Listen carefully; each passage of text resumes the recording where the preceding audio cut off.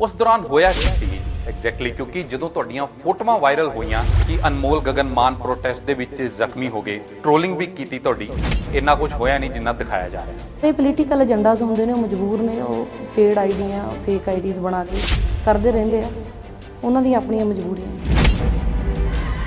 ਕਿ ਉਦੋਂ ਧੱਕਾ ਮੁੱਕੀ ਚੱਲ ਰਹੀ ਸੀ, ਉਸ ਤੋਂ ਬਾਅਦ ਫੋਟੋਆਂ ਆਈਆਂ ਤੁਹਾਡੇ ਜ਼ਖਮੀ ਹੋਏ ਦੀਆਂ, ਹੋਇਆ ਕਿ ਉਸ ਦੌਰਾਨ ਇੱਕ ਔਰਤ ਦੇ ਸਤਿਕਾਰ ਲਈ ਗਈ ਸੀ, ਕਿਸਾਨ ਲੀਡਰ ਰਾਜ ਕੌਰ ਜੀ ਦੇ। ਪੁਲਿਸ ਨੇ, ਮੋਦੀ ਪੁਲਿਸ ਨੇ ਉੱਥੇ ਜੋ ਫਿਰ ਵਿਵਹਾਰ ਕੀਤਾ, ਢਿੱਡ 'ਚ ਡੰਡੇ ਦਿੱਤੇ। ਤੁਹਾਡੇ ਤੇ ਪ੍ਰਧਾਨ ਹੀ ਨਾਰਾਜ਼ ਹੋ ਕੇ ਬੈਠੇ ਆ ਭਗਵੰਤ ਮਾਨ, ਕਹਿੰਦੇ ਕਿ ਸੈਂਟਰ ਦਾ ਯੂਨਿਟ ਹੈ ਉਹ ਸਟੇਟ ਤੇ ਭਾਰੂ ਹੋ ਗਿਆ, ਫਿਰ ਪਿਛਲੇ ਇਲੈਕਸ਼ਨਸ ਦੀ ਤਰ੍ਹਾਂ। ਕਨਫਲਿਕਟਸ ਪਾਰਟੀਆਂ ਦੇ ਵਿੱਚ ਕਦੀ ਵੀ ਖਤਮ ਨਹੀਂ ਹੁੰਦੇ, ਤਾਂ ਮਾੜਾ ਮੋਟਾ ਹੁੰਦਾ ਰਹਿੰਦਾ। ਪਾਰਟੀ ਦੇ ਬਾਰੇ ਇਹ ਗੱਲ ਕਹੀ ਜਾਂਦੀ ਕਿ ਟਵਿੱਟਰ ਤੇ ਬੋਲਣ ਦਾ ਵੀ ਸਪੇਸ ਨਹੀਂ ਹੈਗਾ, ਜੇ ਉੱਪਰੋਂ ਕੋਈ ਆਰਡਰ ਆ ਜਾਂਦਾ ਤੇ ਫਿਰ ਲੀਡਰ ਕੋ ਨਿਰਾਸ਼ ਹੋ ਕੇ ਜਾਂ ਨਾਰਾਜ਼ ਹੋ ਕੇ ਬੈਠਣ ਤੋਂ ਇਲਾਵਾ ਕੋਈ ਆਪਸ਼ਨ ਬਚਦੀ ਨਹੀਂ। ਦੇਖੋ ਇਦਾਂ ਨਹੀਂ ਹੁੰਦਾ, ਸਮਾਂ ਬਹੁਤ ਵੱਡੀ ਚੀਜ਼ ਹੁੰਦੀ ਹੈ, ਸਮੇਂ ਦਾ ਇੰਤਜ਼ਾਰ ਕਰਨਾ ਚਾਹੀਦਾ, ਸਭ ਕੁਝ ਠੀਕ ਹੀ ਹੁੰਦਾ। ਕੈਪਟਨ ਅਮਰਿੰਦਰ ਸਿੰਘ ਇਹ ਗੱਲ ਕਹਿੰਦੇ ਨੇ ਕਿ ਅਸੀਂ 547 ਚੋਣ ਵਾਅਦੇ ਕੀਤੇ ਸੀਗੇ, 422 ਪੂਰੇ ਕਰਤੇ, ਕਰੀਬ 90%। ਕਾਂਗਰਸ ਨੇ ਪਿਛਲੇ 5 ਸਾਲਾਂ ਦੇ ਵਿੱਚ ਕੀਤਾ ਕੀ ਹੈ, ਸਾਰੇ ਪੰਜਾਬ ਨੂੰ ਪਤਾ। ਹੁਣ ਕਾਂਗਰਸ ਦੇ ਲੀਡਰ ਆਪਣੇ ਮੁੱਖ ਮੰਤਰੀ ਨੂੰ ਕਹਿੰਦੇ ਕਿ ਤੁਸੀਂ ਡਰੱਗਸ ਦਾ ਮਸਲਾ ਹੱਲ ਨਹੀਂ ਕੀਤਾ, ਗੁਰੂ ਗ੍ਰੰਥ ਸਾਹਿਬ ਦੀ ਬੇਅਦਬੀ ਦਾ ਮਸਲਾ ਹੱਲ ਨਹੀਂ ਕੀਤਾ, ਬਹਿਬਲ ਕਲਾਂ ਗੋਲੀकांड ਦਾ ਮਸਲਾ ਹੱਲ ਨਹੀਂ ਕੀਤਾ, ਜਦਕਿ ਇੱਕ ਰੋਲ, ਇੱਕ ਕੰਮ ਜਿਹੜਾ ਮੇਨ ਆਪੋਜੀਸ਼ਨ ਦਾ ਹੈਗਾ ਸੀਗਾ, ਗਰਾਊਂਡ ਤੇ ਉਤਰ ਕੇ ਬਿਲਕੁਲ ਸਰਕਾਰ ਦੇ ਨੱਕ 'ਚ ਦਮ ਕਰਨਾ ਚਾਹੀਦਾ ਸੀਗਾ ਕਿ ਇਹ ਕਰਕੇ ਦਿਓ।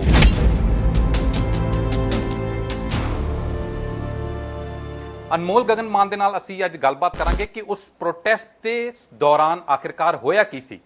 ਇਸ ਤੋਂ ਇਲਾਵਾ ਅਨਮੋਲ ਗਗਨ ਮਾਨ ਖਰੜ ਹਲਕੇ ਤੋਂ ਐਕਟਿਵ ਨੇ, ਜਿੱਥੋਂ ਕੰਵਰ ਸੰਧੂ ਪਹਿਲਾਂ ਆਮ ਆਦਮੀ ਪਾਰਟੀ ਦੇ ਵਿਧਾਇਕ ਬਣੇ ਸੀਗੇ। ਹਲਕੇ ਦੇ ਵਿੱਚ ਅਨਮੋਲ ਦੇ ਲਈ ਕੀ ਚੁਣੌਤੀਆਂ ਹੈਗੀਆਂ ਨੇ ਤੇ ਜਿਸ ਤਰ੍ਹਾਂ ਦੇ ਕੌਨਫਲਿਕਟ ਦੇ ਵਿੱਚ ਆਮ ਆਦਮੀ ਪਾਰਟੀ ਜੂਝ ਰਹੀ ਹੈ, high command versus Punjab unit, ਉਸ ਦਾ ਅਸਰ ਪੰਜਾਬ ਦੇ ਵਿੱਚ ਅਨਮੋਲ ਗਗਨ ਮਾਨ ਕਿਸ ਤਰ੍ਹਾਂ ਦੇ ਨਾਲ ਦੇਖ ਰਹੇ ਨੇ, ਜਿਹੜੇ ਖੁਦ ਹਜੇ ਇੰਤਜ਼ਾਰ ਕਰ ਰਹੇ ਨੇ ਕਿ ਕਦੋਂ ਪਾਰਟੀ ਉਹਨਾਂ ਨੂੰ ਟਿਕਟ ਦੇਵੇਗੀ। ਇਸ ਕੌਨਫਲਿਕਟ ਦੇ ਵਿੱਚ ਉਹ ਆਪਣਾ ਸਥਾਨ, ਆਪਣਾ ਸਪੇਸ ਕਿਸ ਤਰ੍ਹਾਂ ਨਾਲ ਤਲਾਸ਼ ਰਹੇ ਨੇ, ਇਸ ਬਾਰੇ ਗੱਲਬਾਤ ਕਰਾਂਗੇ। ਅਨਮੋਲ ਗਗਨ ਮਾਨ ਸਾਡੇ ਨਾਲ ਐਕਸਕਲੂਸਿਵਲੀ ਜੁੜ ਰਹੇ ਨੇ। ਬਹੁਤ ਬਹੁਤ ਸਵਾਗਤ ਹੈ ਜੀ ਦੈਨਿਕ ਸਵੇਰਾ ਤੇ। ਮਿਹਰਬਾਨੀ ਜੀ। ਪਹਿਲੇ ਤੇ ਜਿੱਥੋਂ ਅਸੀਂ ਸ਼ੁਰੂਆਤ ਕੀਤੀ, ਬੜਾ ਦਲੇਰੀ ਨਾਲ ਤੁਸੀਂ ਉਸ ਪ੍ਰੋਟੈਸਟ ਦੇ ਵਿੱਚ ਸ਼ਾਮਿਲ ਹੋਏ, ਜ਼ਖਮੀ ਵੀ ਹੋਏ। ਹੁਣ ਤੁਸੀਂ ਇਹ ਦੱਸੋ ਵੀ ਹੁਣ ਤੁਹਾਡੀ ਸਿਹਤ ਕਿਸ ਤਰ੍ਹਾਂ, ਸਭ ਤੋਂ ਪਹਿਲਾਂ?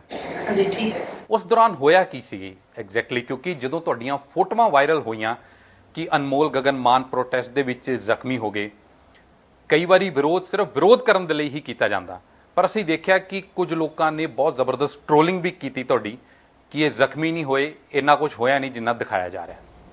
ਦੇਖੋ ਇਹ ਸਾਰਾ ਕੁਝ ਪੋਲੀਟੀਕਲ ਵੀ ਹੁੰਦਾ, ਪੋਲੀਟੀਕਲ ਜਿਹੜੇ ਏਜੰਡਾਜ਼ ਹੁੰਦੇ ਨੇ, ਉਹਨਾਂ ਦਾ ਦਿਲ ਤਾਂ ਨਹੀਂ ਕਰਦਾ ਹੋਣਾ ਵੀ ਇਹੋ ਜਿਹੀਆਂ ਗੱਲਾਂ ਸੀ ਇਹ ਹਾਲਾਤ ਦੇਖ ਕੇ ਲਿਖੀ ਆ। ਆਖਰ ਮੈਨੂੰ ਹਰ ਪਾਰਟੀ, ਹਰ ਖਿੱਤੇ ਚੋਂ, ਹਰ ਇੱਕ ਜਗ੍ਹਾ ਤੋਂ ਕਾਲਸ ਆਈਆਂ ਨੇ, ਪਾਰਟੀਬਾਜ਼ੀ ਤੋਂ ਉੱਪਰ ਉੱਠ ਕੇ ਲੋਕਾਂ ਨੇ ਫੋਨ ਕੀਤੇ ਨੇ, ਤੇ ਮੈਂ ਸਾਰੇ ਉਹਨਾਂ ਦੇ ਪੰਜਾਬ ਦੇ ਲੋਕਾਂ ਦੀ ਧੰਨਵਾਦੀ ਹਾਂ ਜਿਨ੍ਹਾਂ ਨੇ ਸਪੋਰਟ ਵੀ ਕੀਤੀ ਆ, ਹੱਲਾਸ਼ੇਰੀ ਵੀ ਦਿੱਤੀ ਆ ਤੇ ਦੁਆਵਾਂ ਵੀ ਕੀਤੀਆਂ। ਪਰ ਅਨਮੋਲ ਜੀ ਉਸ ਸਮੇਂ ਹੋਇਆ ਕੀ ਸੀਗਾ ਇੰਨਾ ਸੀ? ਕਿਉਂਕਿ ਸ਼ਾਰਟਸ ਦੇਖੇ ਉਦੋਂ ਧੱਕਾ ਮੁੱਕੀ ਚੱਲ ਰਹੀ ਸੀ, ਉਸ ਤੋਂ ਬਾਅਦ ਫੋਟੋਆਂ ਆਈਆਂ ਤੁਹਾਡੇ ਜ਼ਖਮੀ ਹੋਏ ਦੀਆਂ, ਹੋਇਆ ਕਿ ਉਸ ਦੌਰਾਨ? ਦੇਖੋ ਅਸੀਂ ਸਾਡੀ ਕਿਸਾਨਾਂ ਲਈ ਤੇ ਇੱਕ ਔਰਤ ਦੇ ਸਤਿਕਾਰ ਲਈ ਗਈ ਸੀ, ਕਿਸਾਨ ਲੀਡਰ ਰਾਜ ਕੌਰ ਜੀ ਦੇ। ਬੀਜੇਪੀ ਦੇ ਵਰਕਰਾਂ ਨੇ ਜਿਸ ਤਰੀਕੇ ਗੁੱਤਾਂ ਖਿੱਚਣ ਦੀ ਕੋਸ਼ਿਸ਼ ਕੀਤੀ, ਧੱਕਾ ਮੁੱਕੀ ਕੀਤੀ ਇਕੱਲੀ ਔਰਤ ਵੇਖ ਕੇ, ਅਸੀਂ ਉਹਨਾਂ ਦੇ ਜੋ ਤਿਰਸਕਾਰ ਹੋਇਆ ਜਾਂ ਔਰਤ ਦਾ ਸ਼ੋਸ਼ਣ ਕਹਿ ਲਓ, ਉਹਦੇ ਲਈ ਅਸੀਂ ਗਏ ਸੀਗੇ। ਪੁਲਿਸ, ਚੰਡੀਗੜ੍ਹ ਪੁਲਿਸ ਨੇ, ਮੋਦੀ ਪੁਲਿਸ ਨੇ ਉੱਥੇ ਜੋ ਫਿਰ ਵਿਵਹਾਰ ਕੀਤਾ ਜਾਂ ਢਿੱਡ 'ਚ ਡੰਡੇ ਦਿੱਤੇ, ਜਿਸ ਤਰੀਕੇ ਪੁੱਛ ਕਰਦੀਆਂ ਸੀ ਪਿੱਛੇ ਸਾਰੇ ਦੀ ਸਾਰੀ ਲੇਡੀਜ਼ ਨੂੰ, ਅੱਗੇ ਥੋੜੀਆਂ ਜਿਹੀਆਂ ਫੀਮੇਲ ਪੁਲਿਸ ਸੀ, ਪੂਰੇ ਦਾ ਪੂਰਾ ਮੇਲ ਪੁਲਿਸ ਜਿਹੜੀ ਬੁਲਾਈ ਹੋਈ ਸੀ, ਜਦੋਂ ਕਿ ਫੀਮੇਲ, ਜੇ ਸਾਡੇ 'ਚ ਕੋਈ ਮੇਲ ਨਹੀਂ ਹੈਗਾ, ਅਸੀਂ ਫੀਮੇਲ ਪ੍ਰੋਟੈਸਟ ਕਰਦੇ ਪਏ ਹਾਂ ਐਂਡ ਪੀਸਫੁਲ ਪ੍ਰੋਟੈਸਟ ਕਰ ਰਹੇ ਹਾਂ, ਅਸੀਂ ਸਿਰਫ ਜਵਾਬ ਮੰਗਣ ਗਏ ਸੀ। ਅਸੀਂ ਸਾਨੂੰ ਉਹਨਾਂ ਉੱਤੇ ਐਕਸ਼ਨ ਚਾਹੀਦਾ ਸੀ ਜਿਨ੍ਹਾਂ ਨੇ ਔਰਤ ਨਾਲ ਇਸ ਤਰੀਕੇ ਇਕੱਲੀ ਵੇਖ ਕੇ, ਸ਼ਰਮ ਹੈ, ਉਹਦੀਆਂ ਵੀਡੀਓਜ਼ ਬਾਹਰ ਆਈਆਂ ਨੇ, ਕਿਸਾਨਾਂ ਨੇ, ਉਹਨਾਂ ਦੀ ਲੀਡਰਸ ਨੇ, ਸਭ ਨੇ ਨਿੰਦਿਆ ਕੀਤੀ ਆ, ਪੰਜਾਬ ਦੇ ਇੱਕ ਬੰਦੇ ਨੇ ਨਿੰਦਿਆ ਕੀਤੀ ਆ। ਤੇ ਚੰਡੀਗੜ੍ਹ ਪੁਲਿਸ ਨੂੰ ਸਾਡੀ ਗੱਲ ਸੁਣਨ ਦੀ ਬਜਾਏ ਜਿਸ ਤਰੀਕੇ ਉਹਨਾਂ ਨੇ ਵਾਟਰ ਕੈਨਨਸ, ਇਹ ਨਹੀਂ ਦੇਖਿਆ ਕਿ ਜਿਹੜਾ ਧਰਨਾ ਸੀ ਉਹਦੇ 'ਚ 50-50 ਸਾਲ ਦੀਆਂ ਵੀ ਲੇਡੀਜ਼ ਨੇ, ਉਹਦੇ ਵਿੱਚ ਧੀਆਂ ਨੇ, ਮਾਵਾਂ ਨੇ, ਸਭ ਦੀਆਂ, ਜਿਹੜੀਆਂ ਕਿ ਕਿਸਾਨਾਂ ਨਾਲ, ਕਿਸਾਨਾਂ ਦੇ ਹੱਕਾਂ ਲਈ ਆਈਆਂ, ਇੱਕ ਔਰਤ ਦੇ ਹੱਕ ਲਈ ਆਈਆਂ। ਪਰ ਬਹੁਤ ਸਾਰੇ ਲੋਕਾਂ ਨੇ ਸਪੋਰਟ ਵੀ ਕੀਤਾ, ਹਾਲਾਂਕਿ ਅਸੀਂ ਦੇਖਿਆ ਕਿ ਵੂਮਨਸ ਕਮਿਸ਼ਨ ਜਿਹੜੇ ਨੇ ਮਨੀਸ਼ਾ ਗੁਲਾਟੀ ਜਿਹੜੇ ਨੇ ਉਹਨਾਂ ਨੇ ਵੀ ਕਿਹਾ ਸੀ ਉਹਨਾਂ ਦੀ ਸਪੋਰਟ ਕਰਾਂਗੇ। ਔਰ ਤੁਹਾਡੀ ਇੰਡਸਟਰੀ ਤੋਂ ਜਿੱਥੋਂ ਤੁਸੀਂ ਆਏ ਹੋ ਮਿਊਜ਼ਿਕ ਇੰਡਸਟਰੀ ਤੋਂ ਬੱਬੂ ਮਾਨ ਉਹਨਾਂ ਨੇ ਇੱਕ ਬੜੀ ਤਿੱਖੇ ਸ਼ਬਦਾਂ 'ਚ ਲਿਖ ਕੇ ਉਹਨਾਂ ਨੇ ਪੋਸਟ ਪਾਈ। ਉਹ ਉਸ ਚੀਜ਼ ਨੂੰ ਤੁਸੀਂ ਕਿਵੇਂ ਦੇਖਿਆ? ਬੱਬੂ ਮਾਨ ਨੇ ਬੜੀ ਸ਼ਾਨਦਾਰ ਤਰੀਕੇ ਨਾਲ ਤੁਹਾਡੀ ਸਪੋਰਟ ਕੀਤੀ। ਦੇਖੋ ਬੱਬੂ ਮਾਨ ਸਾਹਿਬ ਆਪਣੇ ਜਿਹੜੀ ਹੱਕ ਸੱਚ ਲਈ ਬੋਲਣ ਤੋਂ ਕਦੇ ਗੁਰੇਜ਼ ਨਹੀਂ ਕਰਦੇ। ਉਹ ਬੇਬਾਕ ਇਨਸਾਨ ਨੇ ਇੱਕ, ਤੇ ਹਮੇਸ਼ਾ ਹੀ ਉਹ ਕਦੇ ਵੀ ਕਿਸੇ ਤੇ ਕੁਝ ਹੁੰਦਾ ਉਹਨਾਂ ਨੇ ਨਾ ਸਿਰਫ ਮੇਰੇ ਲਈ ਪਾਈ, ਉਹਨਾਂ ਨੇ ਹਰ ਔਰਤ ਲਈ ਪਾਈ ਹੈ ਵੀ ਜਿਨ੍ਹਾਂ ਦਾ ਵੀ ਪੁਲਿਸ ਧੱਕਾ ਕਰਦੀ ਹੈ। ਤੇ ਅਸੀਂ ਉਹਨਾਂ ਦੇ ਇੱਜ਼ਤ ਕਰਦੀ ਮੈਂ ਉਹਨਾਂ ਦੇ ਸ਼ਬਦਾਂ ਦੀ। ਉਹਨਾਂ ਨੇ ਕਿਹਾ ਵੀ ਹਮੇਸ਼ਾ ਉਹਨਾਂ ਨੇ ਪਰਸਨਲੀ ਵੀ ਬਹੁਤ ਹੱਲਾਸ਼ੇਰੀ ਦਿੱਤੀ, ਕਿਉਂਕਿ ਉਹ ਜਾਣਦੇ ਨੇ ਵੀ ਸਭ ਤੋਂ ਵੱਡੀ ਚੀਜ਼ ਇਨਸਾਨੀਅਤ ਆ, ਨਾ ਕਿ ਕੋਈ ਪਾਰਟੀਜ਼ ਜਾਂ ਇਹਨਾਂ 'ਚ ਹਰ ਵੇਲੇ ਅਸੀਂ ਪੋਲੀਟਿਕਸ ਵਿੱਚ ਨਹੀਂ ਲਿਆ ਸਕਦੇ। ਅਸੀਂ ਉੱਥੇ ਕੋਈ ਪੋਲੀਟੀਕਲ ਏਜੰਡਾ ਲੈ ਕੇ ਨਹੀਂ ਗਏ ਸੀ, ਅਸੀਂ ਕਿਸਾਨਾਂ ਲਈ ਗਏ ਸੀ। ਅਨਮੋਲ ਗਗਨ ਮਾਨ ਆਮ ਆਦਮੀ ਪਾਰਟੀ ਦੀ ਇੰਟਰਨਲ ਪੋਲਿਟਿਕਸ ਨੂੰ ਕਿਵੇਂ ਸਮਝ ਰਹੇ ਹੋ? ਕਿਉਂਕਿ ਇੰਟਰਨਲ ਕਨਫਲਿਕਟ ਵੀ ਬਹੁਤ ਸਾਰੇ ਚੱਲ ਰਹੇ ਹੈਗੇ ਨੇ ਇਸ ਸਮੇਂ। ਪਾਰਟੀ ਦੇ ਅੰਦਰ ਇੱਕ ਵੱਖਰੇ ਕਿਸਮ ਦੀ ਰੱਸਾਕਸ਼ੀ ਚੱਲ ਰਹੀ ਹੈ, ਟਿਕਟ ਕਿਹਨੂੰ ਮਿਲਣੀ ਕਿਹਨੂੰ ਨਹੀਂ ਮਿਲਣੀ, ਹੈ ਨਾ, ਸੈਂਟਰ ਵਰਸਸ ਸਟੇਟ ਦੇ ਮੁੱਦਾ ਹੈ। ਤੁਸੀਂ ਇੱਕ ਓਨੈਸਟ ਐਨਾਲਿਸਿਸ ਆਪਣੀ ਪਾਰਟੀ ਦਾ ਕੀ ਕਰ ਰਹੇ ਹੋ? ਦੇਖੋ ਜਿਹੜੀਆਂ ਪਾਰਟੀਆਂ ਹੁੰਦੀਆਂ ਨਾ ਉਹ 'ਚ 2 4 5 ਲੋਕ ਨਹੀਂ ਹੁੰਦੇ, ਉਹ 'ਚ ਲੱਖਾਂ ਲੋਕ ਹੁੰਦੇ ਆ। ਤੇ ਕਨਫਲਿਕਟਸ ਪਾਰਟੀਆਂ ਦੇ ਵਿੱਚ ਕਦੀ ਵੀ ਖਤਮ ਨਹੀਂ ਹੁੰਦੇ ਥੋੜੇ ਬਹੁਤ ਇੰਟਰਨਲੀ। ਪਰਿਵਾਰ ਵੀ ਅਸੀਂ 10 ਬੰਦੇ ਵੀ ਰਹਿੰਦੇ ਹੋਈਏ ਤਾਂ ਮਾੜਾ ਮੋਟਾ ਹੁੰਦਾ ਰਹਿੰਦਾ, ਤੇ ਇਹ ਇੰਟਰਨਲ ਮੈਟਰਸ ਹੀ ਹੁੰਦੇ ਨੇ। ਤੇ ਪਰ ਜਦੋਂ ਪਾਰਟੀ ਦਾ ਇਹ ਸਿਧਾਂਤ ਠੀਕ ਹੋਣ, ਏਜੰਡਾ ਠੀਕ ਹੋਵੇ, ਮਨਸੂਬਾ ਇੱਕ ਹੀ ਹੋਵੇ ਜਿੱਤਣਾ, ਤਾਂ ਸਭ ਕੁਝ ਠੀਕ ਹੀ ਹੁੰਦਾ। ਹਾਂਜੀ, ਪਰ ਹੁਣ ਇਹ ਵੀ ਹੈ ਵੀ ਤੁਹਾਡੇ ਤੇ ਪ੍ਰਧਾਨ ਹੀ ਨਾਰਾਜ਼ ਹੋ ਕੇ ਬੈਠੇ ਆ ਭਗਵੰਤ ਮਾਨ। ਕਹਿੰਦੇ ਕਿ ਜਿਹੜੀ ਸੈਂਟਰ ਦਾ ਯੂਨਿਟ ਹੈ ਉਹ ਸਟੇਟ ਤੇ ਭਾਰੂ ਹੋ ਗਿਆ। ਫਿਰ ਪਿਛਲੇ ਇਲੈਕਸ਼ਨਸ ਦੀ ਤਰ੍ਹਾਂ ਪ੍ਰਧਾਨ ਨਾਰਾਜ਼ ਹੋ ਗਿਆ, ਸਿਪਾਹੀ ਜੰਗ ਕਿਵੇਂ ਲੜਨਗੇ? ਨਹੀਂ, ਮੈਨੂੰ ਤੇ ਨਹੀਂ ਲੱਗਦਾ ਕਿ ਉਹ ਕਿਸੇ ਗੱਲੋਂ ਵੀ ਨਾਰਾਜ਼ ਨੇ। ਇਹ ਜੀ ਉਹਨਾਂ ਦੀ ਕੋਈ ਸਟੇਟਮੈਂਟ ਵੀ ਨਹੀਂ ਆਈ, ਸਾਡੀ ਗੱਲਬਾਤ ਹੁੰਦੀ ਰਹਿੰਦੀ ਹੈ। ਠੀਕ ਹੈ, ਹਾਲੇ ਕਿਹੜਾ ਕੋਈ ਪਾਰਟੀ ਨੇ ਵੀ ਕਿਸੇ ਤਰੀਕੇ ਦਾ ਜਾਂ ਕਿਸੇ ਨੂੰ, ਮੈਨੂੰ ਨਹੀਂ ਲੱਗਦਾ ਵੀ ਕੋਈ ਰੌਲਾ ਪਾਉਣ ਦੀ ਕਿਸੇ ਤਰੀਕੇ ਦੀ ਵੀ ਜ਼ਰੂਰਤ ਆ, ਜਾਂ ਜਿਹੜੇ ਲੋਕ ਇਦਾਂ ਦਾ, ਕਿਉਂਕਿ ਆਪਣਾ ਪਰਿਵਾਰ ਆ। ਜੇ ਅਸੀਂ ਇਕਜੁੱਟ ਹੋ ਕੇ ਰਹਾਂਗੇ, ਸਾਡਾ ਮੇਨ ਮਕਸਦ ਪੰਜਾਬ ਜਿੱਤਣਾ, ਤੇ ਅਸੀਂ ਸਾਰੇ ਹੀ ਪਾਰਟੀ ਦੇ ਵਫਾਦਾਰ ਹਾਂ। ਪਰ ਸਟੇਟਮੈਂਟ ਜ਼ਰੂਰੀ ਆਉਣੀ ਜ਼ਰੂਰੀ ਨਹੀਂ ਨਾ ਅਨਮੋਲ ਜੀ, ਜ਼ਰੂਰੀ ਨਹੀਂ ਕਿ ਹਰ ਸਟੇਟਮੈਂਟ ਆਵੇ। ਭਗਵੰਤ ਮਾਨ ਆਮ ਤੌਰ ਤੇ ਕਹਿੰਦੇ ਹੁੰਦੇ ਕਿ ਕਾਂਗਰਸੀ ਇਹ ਟਵਿੱਟਰ ਤੇ ਬਹੁਤ ਲੜਦੇ, ਟਵਿੱਟਰ ਹੀ ਹੁੰਦੇ ਹਨਾ। ਪਰ ਤੁਹਾਡੇ ਪਾਰਟੀ ਦੇ ਬਾਰੇ ਇਹ ਗੱਲ ਕਹੀ ਜਾਂਦੀ ਕਿ ਟਵਿੱਟਰ ਤੇ ਬੋਲਣ ਦਾ ਵੀ ਸਪੇਸ ਨਹੀਂ ਹੈਗਾ। ਮਤਲਬ ਜੇ ਉੱਪਰੋਂ ਕੋਈ ਆਰਡਰ ਆ ਜਾਂਦਾ ਤੇ ਫਿਰ ਲੀਡਰ ਕੋ ਨਿਰਾਸ਼ ਹੋ ਕੇ ਜਾਂ ਨਾਰਾਜ਼ ਹੋ ਕੇ ਬੈਠਣ ਤੋਂ ਇਲਾਵਾ ਕੋਈ ਆਪਸ਼ਨ ਬਚਦੀ ਨਹੀਂ। ਔਰ ਇਸ ਸਿਚੁਏਸ਼ਨ 'ਚ ਭਗਵੰਤ ਮਾਨ ਵੀ ਪਹੁੰਚ ਚੁੱਕੇ ਆ। ਨਹੀਂ, ਦੇਖੋ ਇਦਾਂ ਨਹੀਂ ਹੁੰਦਾ, ਸਮਾਂ ਬਹੁਤ ਵੱਡੀ ਚੀਜ਼ ਹੁੰਦੀ ਹੈ, ਸਮੇਂ ਦਾ ਇੰਤਜ਼ਾਰ ਕਰਨਾ ਚਾਹੀਦਾ, ਸਭ ਕੁਝ ਠੀਕ ਹੀ ਹੁੰਦਾ। ਪਰ ਇਹ ਘਟਨਾਕ੍ਰਮ ਤੁਹਾਡੇ ਇੱਕ ਤੋਂ ਬਾਅਦ ਇੱਕ ਲਗਾਤਾਰ ਚੱਲਦੇ ਜਾ ਰਹੇ ਆ। ਜਿਵੇਂ ਹੁਣ ਸੇਖਵਾ ਸਿੰਘ ਸੇਖਵਾਂ, ਇੰਨੇ ਵੱਡੇ ਲੀਡਰ ਜਿਨ੍ਹਾਂ ਨੂੰ ਜੁਆਇਨ ਕਰਾਇਆ। ਕਦੇ ਗੁਰਦਾਸਪੁਰ ਜ਼ਿਲ੍ਹੇ ਦੇ ਵਿੱਚ ਸੇਵਾ ਸਿੰਘ ਸੇਖਵਾਂ ਪਰਿਵਾਰ ਦੀ ਤੂਤੀ ਬੋਲਦੀ ਸੀਗੀ। ਉਸ ਸਮੇਂ ਵੀ ਜਦੋਂ ਸਟੇਜ ਤੇ ਅਰਵਿੰਦ ਕੇਜਰੀਵਾਲ ਪਹੁੰਚਦੇ ਨੇ, ਤੁਹਾਡੇ ਪ੍ਰਧਾਨ ਉੱਥੇ ਚੁੱਪ ਕਰਕੇ ਬੈਠੇ ਰਹਿੰਦੇ ਨੇ, ਨਜ਼ਰ ਆਉਂਦੇ ਨੇ, ਬੋਲਦੇ ਨਹੀਂ। ਉੱਥੋਂ ਵੀ ਕਈ ਸਾਰੀਆਂ ਚੀਜ਼ਾਂ ਜਾਂ ਕਈ ਸਾਰੇ ਮੈਸੇਜ ਇਸ ਤਰ੍ਹਾਂ ਦੇ ਪਾਰਟੀ ਦੇ ਵਿੱਚ ਤੇ ਜਾ ਰਹੇ ਨਾ। ਨਹੀਂ, ਦੇਖੋ ਕਈ ਵਾਰੀ ਕਿਸੇ ਬੰਦੇ ਦਾ ਆਪਣਾ ਪਰਸਨਲ ਵਿਊ ਕੀ ਆ, ਜਾਂ ਜ਼ਰੂਰੀ ਨਹੀਂ ਹੁੰਦਾ ਵੀ ਜੇ ਕੋਈ ਬੰਦਾ ਕਿਸੇ ਟਾਈਮ ਚੁੱਪ ਬੈਠਾ ਤੇ ਆਪਾਂ ਉਹਦੀ ਚੁੱਪ ਨੂੰ ਨਾਰਾਜ਼ਗੀ 'ਚ ਜਾਂ ਨੈਗੇਟਿਵ ਤਰੀਕੇ ਨਾਲ ਦੇਖੀਏ। ਹਰ ਬੰਦੇ ਦੀ ਕੁਝ ਆਪਣੀਆਂ ਗੱਲਾਂ ਹੁੰਦੀਆਂ, ਆਪਣੀ ਜ਼ਿੰਦਗੀ ਹੁੰਦੀ ਹੈ। ਮੈਨੂੰ ਲੱਗਦਾ ਵੀ ਸਮੇਂ ਦਾ ਇੰਤਜ਼ਾਰ ਕਰਨਾ ਚਾਹੀਦਾ, ਸਮਾਂ ਬਹੁਤ ਕੁਝ ਦੱਸ ਦਿੰਦਾ। ਨਹੀਂ, ਪਰ ਜਦੋਂ ਤੁਸੀਂ ਇਲੈਕਸ਼ਨ ਲੜਨੀ ਆ, ਤੁਹਾਡੇ ਕੋਲ ਪਾਰਟੀ ਦਾ ਵਿਜ਼ਨ ਹੋਣਾ ਚਾਹੀਦਾ, ਪਾਰਟੀ ਦਾ ਏਜੰਡਾ ਹੋਣਾ ਚਾਹੀਦਾ, party the line of action ਹੋਣੀ ਚਾਹੀਦੀ ਕਿ ਅਸੀਂ ਸੱਤਾ ਚਾਹਾਂਗੇ ਤੇ ਇਹ ਕਰਾਂਗੇ। ਇਹ ਤਿੰਨੋਂ ਚੀਜ਼ਾਂ ਤੁਹਾਡੇ 'ਚ ਇਸ ਸਮੇਂ ਮਿਸ ਨਜ਼ਰ ਆ ਰਹੀਆਂ ਨੇ। ਇਸ ਲਈ ਮੈਂ ਇਹ ਸਵਾਲ ਕਰ ਰਿਹਾ ਕਿ ਜਦੋਂ ਅਨਮੋਲ ਗਗਨ ਮਾਨ ਵੀ ਇਲੈਕਸ਼ਨ ਦੀ ਤਿਆਰੀ ਕਰ ਰਹੇ ਨੇ ਤੇ ਲੋਕਾਂ ਕੋ ਜਾ ਕੇ ਕਹਿਣਾ ਕੀ ਹੈ, ਏਜੰਡਾ ਕੀ ਹੈ? ਦੇਖੋ, ਸਭ ਤੋਂ ਪਹਿਲਾਂ ਹੁਣ ਅਸੀਂ ਇੱਕ ਬਿੱਲ ਉੱਤੇ 600 ਯੂਨਿਟ ਬਿਜਲੀ ਦਾ ਜਿਹੜਾ ਅਨਾਉਂਸਮੈਂਟ ਹੋਈ ਹੈ, ਉਹ ਵੀ ਕੋਈ ਛੋਟੀ ਗੱਲ ਨਹੀਂ, ਕਿਉਂਕਿ ਅਸੀਂ ਜੋ ਕਿਹਾ ਅਸੀਂ ਉਹ ਕਰਨਾ ਹੈ। ਬਾਕੀ ਪਾਰਟੀਆਂ ਲੱਖ ਵਾਅਦੇ ਕਰਨ, ਪਰ ਸਾਡੀ ਕ੍ਰੈਡੀਬਿਲਿਟੀ ਹੈ ਸਾਡੀ ਪਾਰਟੀ ਦੀ, ਤੇ ਅਸੀਂ ਜੋ ਵੀ ਗੱਲਾਂ ਕਹਿਣੀਆਂ ਨੇ ਸੋਚ ਸਮਝ ਕੇ ਕਹੀਆਂ ਜਾ ਰਹੀਆਂ ਤੇ ਪੂਰੀਆਂ ਵੀ ਕਰਨੀਆਂ। ਚਾਹੇ ਬਿੱਲ ਮਾਫ ਕਰਨ ਦੀ ਗੱਲ ਹੋਵੇ, ਚਾਹੇ 24 ਘੰਟੇ ਬਿਜਲੀ ਦੀ ਗੱਲ ਹੋਵੇ, ਚਾਹੇ 600 ਯੂਨਿਟ ਇੱਕ ਬਿੱਲ ਉੱਤੇ ਮਾਫ ਕਰਨ ਦੀ ਹੋਵੇ। ਸੋ ਇਹ ਵੀ ਇੱਕ ਲੋਕਾਂ ਨੂੰ ਦੇਣ, ਕਿਉਂਕਿ ਇੱਕ ਵਾਰੀ ਲੋਕਾਂ ਨੂੰ ਆ ਕੇ ਇੱਥੇ ਰਾਹਤ ਦੇਣੀ ਬਹੁਤ ਜ਼ਰੂਰੀ ਹੈ। ਲੋਕਾਂ ਦੀ ਜੇਬ 'ਚ ਪੈਸਾ ਹੈ ਨਹੀਂ ਪੰਜਾਬ ਦੇ। ਇਹ 600 ਯੂਨਿਟ ਵਾਲਾ ਜਿਹੜਾ ਰੌਲਾ ਹੋ ਜੇ ਵੀ ਬਰਕਰਾਰ ਹੈ। 300 ਯੂਨਿਟ ਹੈ ਕਿ 600 ਯੂਨਿਟ ਹੈ? ਅਰਵਿੰਦ ਕੇਜਰੀਵਾਲ ਬਹੁਤ ਕਲੀਅਰ ਕਰਕੇ ਚਲੇ ਜਾਂਦੇ ਆ ਕਿ 300 ਤੋਂ 1 ਯੂਨਿਟ ਵੀ ਉੱਪਰ ਆ ਗਿਆ ਤੇ ਬਿੱਲ ਤੁਹਾਨੂੰ 301 ਯੂਨਿਟ ਦਾ ਆਏਗਾ। ਸਟੇਟ ਯੂਨਿਟ ਇੱਕ ਕਲੈਰੀਫਾਈ ਕਰਦਾ ਰਿਹਾ ਕਿ ਨਹੀਂ 600 ਯੂਨਿਟ ਹੈ, ਪਰ ਹੁਣ ਅਜੇ ਵੀ ਤੁਸੀਂ ਉਸੇ ਗੱਲ ਤੇ ਖੜੇ ਹੋ ਕਿ 600 ਯੂਨਿਟ ਹੈਗਾ। ਫਿਰ ਇੱਕ ਇੰਨਾ ਜ਼ਿਆਦਾ ਜਿਹੜਾ ਉਹ ਵਿਰੋਧ, ਅੰਤਰ ਵਿਰੋਧ ਜਿਹਨੂੰ ਕਹਿੰਦੇ ਆ, ਉਹ ਕਿਉਂ ਹੈਗਾ? ਕਲੈਰਿਟੀ ਕਿਉਂ ਨਹੀਂ ਹੈਗੀ ਪਾਰਟੀ ਨੂੰ? ਨਹੀਂ, ਕਲੈਰਿਟੀ ਦੇਖੋ ਕਲੀਅਰ ਗੱਲ ਹੈ। ਉਹ ਅਨਾਉਂਸਮੈਂਟ ਕਰਕੇ ਗਏ ਨੇ ਕਿ 300 ਯੂਨਿਟ 1 ਮਹੀਨੇ ਦਾ, ਸਾਡੇ ਬਿੱਲ 2 ਮਹੀਨੇ ਦਾ ਆਉਂਦਾ। ਤੇ ਜਿਹੜੇ ਤਾਂ ਜਿਨ੍ਹਾਂ ਦੀਆਂ ਸਕੀਮਸ ਪਹਿਲਾਂ ਹੀ ਚੱਲ ਰਹੀਆਂ ਸੀ, ਜਿਨ੍ਹਾਂ ਨੂੰ ਬਿਜਲੀ ਮਾਫ ਹੁੰਦੀ ਰਹੀ ਹੈ, ਉਹਨਾਂ ਨੂੰ 300 ਯੂਨਿਟ ਤੋਂ ਜੇ ਇੱਕ ਵੀ ਯੂਨਿਟ ਉੱਪਰ ਆਉਂਦੀ ਹੈ ਤਾਂ ਸਿਰਫ ਇੱਕ ਯੂਨਿਟ ਦਾ ਮਤਲਬ ਇੱਕ ਮਹੀਨੇ ਦਾ 300 ਯੂਨਿਟ, ਜੇ ਇੱਕ ਬਿੱਲ ਤੇ ਲਾਈਏ ਤਾਂ 600 ਯੂਨਿਟ। ਇੱਕ ਬਿੱਲ ਦੇ 600 ਯੂਨਿਟ ਤੋਂ ਜੇ 1 ਰੁਪਿਆ ਵੀ ਉੱਪਰ ਆਉਂਦੀ ਹੈ ਤਾਂ ਉਹਨਾਂ ਨੂੰ ਸਿਰਫ ਇੱਕ ਜਿਹੜੀ ਯੂਨਿਟ ਦਾ ਬਿੱਲ ਆਉਣਾ, ਤੇ ਜਿਹੜੇ ਜਰਨਲ ਲਈ ਪਹਿਲਾਂ ਕੁਝ ਨਹੀਂ ਸੀ ਉਹਨਾਂ ਦੇ 300 ਯੂਨਿਟ ਮਾਫ ਹੋਣਗੇ। ਇਹੀ ਕਹਿ ਰਿਹਾ, ਬਹੁਤ ਸਾਰੇ ਕੌਨਫਲਿਕਟ ਅਜੇ ਵੀ ਹੈਗੇ ਆ। ਹੁਣ ਪੀਪੀਏਸ ਰੱਦ ਕਰਨ ਦੀ ਗੱਲ ਅਰਵਿੰਦ ਕੇਜਰੀਵਾਲ ਕਹਿ ਕੇ ਗਏ ਸੀ ਅਸੀਂ ਰੱਦ ਕਰ ਦਾਂਗੇ, ਕਾਂਗਰਸ ਹੁਣ ਰੱਦ ਕਰਨ ਜਾ ਰਹੀ ਹੈਗੀ ਹੈ ਕਿ ਨੋਟਿਸ ਭੇਜ ਦਿੱਤੇ ਗਏ ਆ, ਇਹ ਕਿਹਾ ਜਾ ਰਿਹਾ ਕਿ ਹੋਰ ਥੋੜੇ ਦਿਨਾਂ ਦੇ ਵਿੱਚ ਉਹ ਰੱਦ ਹੋਣਗੇ। ਤੁਹਾਨੂੰ ਕੀ ਲੱਗਦਾ ਹੈਗਾ ਇਸ ਚੀਜ਼ ਨਾਲ? ਤੁਹਾਨੂੰ ਲੱਗਦਾ ਕਿ ਇਹ ਏਜੰਡਾ ਖੁੱਸ ਗਿਆ? ਮੈਨੂੰ ਤਾਂ ਇਹ ਹੈ ਵੀ ਜਦੋਂ ਸਾਡੀ ਸਰਕਾਰ ਆਉਂਦੀ ਆ ਆਮ ਆਦਮੀ ਪਾਰਟੀ ਦੇ ਜਿਹੜੇ ਹੱਲ ਨਿਕਲਣਗੇ ਉਸ ਟਾਈਮ ਹੀ ਨਿਕਲਣਗੇ। ਇਸ ਟਾਈਮ ਸਰਕਾਰਾਂ ਦੀਆਂ ਸਿਰਫ ਗੱਲਾਂ ਹੀ ਨੇ। ਅਗਰ ਜੇ ਪੀਪੀਏਸ ਰੱਦ ਹੋ ਜਾਂਦੇ ਆ ਫਿਰ ਇਹ ਏਜੰਡਾ ਵੀ ਕਿਤੇ ਤੁਹਾਡੇ ਹੱਥੋਂ ਨਿਕਲ ਜਾਏਗਾ, ਚਲਾ ਜਾਏਗਾ ਕਿ ਹੁਣ ਅਸੀਂ ਕੀ ਕਰੀਏ? ਅਕਾਲੀ ਦਲ 400 ਯੂਨਿਟ ਐਲਾਨ ਕਰਕੇ ਬੈਠਾ। ਮੈਂ ਸਿਰਫ ਅਕਾਲੀ ਦਲ ਨੂੰ ਤੇ ਕਾਂਗਰਸ ਨੂੰ ਇੱਕ ਗੱਲ ਕਹਿਣੀ ਆ ਕਿ ਪਿੰਡ-ਪਿੰਡ ਜਾ ਕੇ ਇਹ ਕਹੋ ਕਿ ਜੇ ਕੰਮ ਕੀਤੇ ਤਾਂ ਵੋਟਾਂ ਪਾਇਓ, ਜੇ ਨਹੀਂ ਕੀਤੇ ਤਾਂ ਨਾ ਪਾਇਓ। ਜੇ ਉਹਨਾਂ 'ਚ ਜ਼ਰੂਰਤ ਹੈ ਦੋਨੇ ਪਾਰਟੀਆਂ 'ਚ ਇੱਕ ਵੀ ਪਾਰਟੀ, ਸਾਡੀ ਪਾਰਟੀ ਇਸੇ ਦਿੱਲੀ ਵਿੱਚ ਜੇ ਦੁਬਾਰਾ ਇਲੈਕਸ਼ਨ ਜਿੱਤੀ ਹੈ ਸਿਰਫ ਇਸ ਗੱਲ ਤੇ ਜਿੱਤੀ ਹੈ ਵੀ ਤਾਂ ਵੋਟ ਪਾਇਓ ਜੇ ਅਸੀਂ ਕੰਮ ਕੀਤੇ ਆ। ਕੀ ਇਹ ਕਹਿ ਸਕਦੇ ਨੇ ਕਿ ਤਾਂ ਵੋਟ ਪਾਇਓ ਜੇ ਅਸੀਂ ਕੰਮ ਕੀਤੇ ਨੇ? ਇਹ ਵਾਅਦੇ ਕਰਨਗੇ। ਕੌਣ ਨਹੀਂ ਕਹਿ ਸਕਦੇ? ਅਕਾਲੀ ਨਹੀਂ ਕਹਿ ਸਕਦੇ, ਕਾਂਗਰਸੀ ਨਹੀਂ ਕਹਿ ਸਕਦੇ, ਦੋਵੇਂ ਪਾਰਟੀਆਂ ਨਹੀਂ ਕਹਿ ਸਕਦੀਆਂ ਜੀ। ਦੋਵੇਂ ਪਾਰਟੀਆਂ। ਕਾਂਗਰਸ ਨੇ ਪਿਛਲੇ 5 ਸਾਲਾਂ ਦੇ ਵਿੱਚ ਕੀਤਾ ਹੀ ਕੀ ਹੈ ਸਾਰੇ ਪੰਜਾਬ ਨੂੰ ਪਤਾ, ਠੀਕ ਹੈ। ਕੈਪਟਨ ਅਮਰਿੰਦਰ ਸਿੰਘ ਇਹ ਗੱਲ ਕਹਿੰਦੇ ਨੇ ਕਿ ਅਸੀਂ 547 ਚੋਣ ਵਾਅਦੇ ਕੀਤੇ ਸੀਗੇ, 422 ਪੂਰੇ ਕਰਤੇ, ਕਰੀਬ 90%। ਦੇਖੋ ਐ ਕਰੋ, ਕੈਪਟਨ ਸਾਹਿਬ ਨੂੰ ਕਹੋ ਸਾਡੇ ਨਾਲ ਡਿਬੇਟ ਤੇ ਬੈਠਣ, ਅਸੀਂ ਆંકੜਿਆਂ ਦੇ ਬੇਸ ਤੇ ਬੈਠਾਂਗੇ। ਜਿਹੜੇ ਉਹ ਸਕੂਲਾਂ ਦੀਆਂ ਗੱਲਾਂ ਕਰਦੇ ਨੇ, ਜਿਹੜੇ ਉਹ ਹਸਪਤਾਲਾਂ ਦੀਆਂ ਗੱਲਾਂ ਕਰਦੇ ਨੇ, ਜਿਹੜੇ ਉਹ ਸਕੀਮਾਂ ਦੀਆਂ ਗੱਲਾਂ ਕਰਦੇ ਜਿਹੜੀਆਂ ਉਹਨਾਂ ਨੇ ਚਲਾਈਆਂ ਨੇ, ਜਿਹੜੀਆਂ ਉਹ ਘਰ ਘਰ ਨੌਕਰੀਆਂ ਦੀਆਂ ਗੱਲਾਂ, ਮੋਬਾਈਲ ਫੋਨਾਂ ਦੀਆਂ ਗੱਲਾਂ ਕਰਦੇ ਰਹੇ, ਸਾਡੇ ਨਾਲ ਕਿਸੇ ਵੀ ਬੰਦੇ ਨੂੰ ਬਿਠਾ ਦੇਣ। ਉਹ ਮੁੱਖ ਮੰਤਰੀ ਆ, ਸ਼ਾਇਦ ਸਾਡੇ ਨਾਲ ਨਾ ਬੈਠਣ, ਕਿਸੇ ਸਿਆਣੇ ਬੰਦੇ ਨੂੰ ਭੇਜ ਦੇਣ ਜਿਹੜੇ ਉਹਨਾਂ ਦਾ ਕੋਈ ਸਲਾਹਕਾਰ ਹੋਵੇ। ਅਸੀਂ ਆਮ ਆਦਮੀ ਪਾਰਟੀ ਵੱਲੋਂ ਖੁਦ ਆਈਏ ਜਾਂ ਕਿਸੇ ਨੂੰ ਵੀ ਬਿਠਾਈਏ ਤੇ ਆਪਾਂ ਓਪਨ ਡਿਬੇਟ ਤੁਹਾਡੇ ਚੈਨਲ ਤੇ ਕਰਾਂਗੇ। ਤੁਸੀਂ ਇੱਕ ਪਿੰਡ 'ਚ ਇੱਥੇ ਜਾ ਕੇ ਦੇਖੋ, ਕਿਸੇ ਵੀ ਪਿੰਡ 'ਚ ਚੱਲ ਜਾਓ, ਉਹ ਪਿੰਡ ਦੇ ਲੋਕ ਖੁਦ ਪੈਸੇ ਇਕੱਠੇ ਕਰਕੇ ਇੰਟਰਲੌਕ ਲਾਈਟਾਂ ਲਵਾ ਰਹੇ ਨੇ। ਪਿੰਡ ਦੇ ਲੋਕ ਖੁਦ ਬਿਜਲੀ ਦੇ ਖੰਭੇ ਲਵਾ ਰਹੇ ਨੇ। ਪਿੰਡ ਦੇ ਲੋਕ ਸਕੂਲਾਂ ਦੇ ਵਿੱਚ ਆਪ ਮੁਰੰਮਤ ਕਰਾ ਰਹੇ ਆਪਣੇ ਪੈਸਿਆਂ ਦੇ ਨਾਲ। ਪਿੰਡ ਦੇ ਲੋਕ ਵਾਟਰ ਬਾਕਸ ਦਾ ਪਾਣੀ ਆਪ ਪਿੰਡ ਇਕੱਠਾ ਕਰਕੇ ਕਰ ਰਿਹਾ। ਤੇ ਪਿੰਡ ਸਾਰਾ ਪਿੰਡ ਡੀਜ਼ਲ ਪੈਟਰੋਲ ਤੇ ਕਿੰਨੇ ਟੈਕਸ ਦਿੰਦਾ, ਕਿੰਨੇ ਹੋਰ ਤਰ੍ਹਾਂ ਦੇ ਟੈਕਸ ਦਿੰਦੇ ਨੇ। ਜੇ ਪਿੰਡ ਨੇ ਸਾਰਾ ਕੁਝ ਆਪ ਕਰਨਾ ਤਾਂ ਸਰਕਾਰ ਪਿੰਡ ਵਾਲਿਆਂ ਤੋਂ ਟੈਕਸ ਕਿਉਂ ਲੈ ਰਹੀ ਹੈ?